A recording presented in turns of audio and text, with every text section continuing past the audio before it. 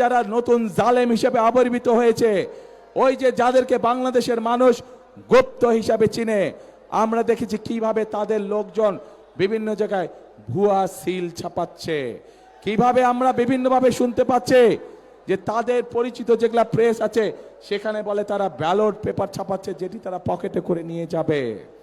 প্রিয় ভাই বোনেরা, শুধু তাই নয়, আমরা এর মধ্যে বিভিন্ন জায়গায় দেখেছি বিশেষ করে নিরীহ মা বোন যারা আছে তাদের কাছে গিয়ে তারা এনআইডি নাম্বার নিচ্ছে, তাদের কাছে গিয়ে তারা বিকাশ নাম্বার নিচ্ছে। প্রিয় ভাই বোনেরা, এই গুপ্তের দল, এই জালেমের দল বলে তারা নাকি সৎ মানুষের শাসন কায়েম করবে।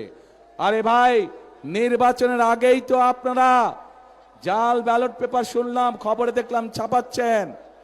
নির্বাচনের আগেই তো দেখলাম আপনাদের লোকজন এনআইডি নাম্বার নিয়ে যাচ্ছে, মা বোনদের বিকাশ নাম্বার নিয়ে যাচ্ছে। প্রথমেই তো আপনারা অনৈতিক কাজ শুরু করছেন, অনৈতিক কাজ দিয়ে আপনারা মানুষের ভোটকে প্রভাবিত করতে যাচ্ছেন।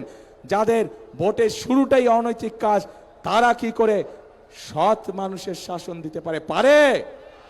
পারে না তারা। প্রিয় ভাই বোনেরা,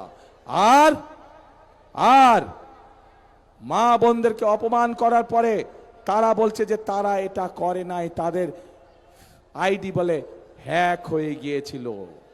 কিন্তু বিশেষজ্ঞদের কথা অনুযায়ী আইডি কোনো হ্যাক হয় নাই।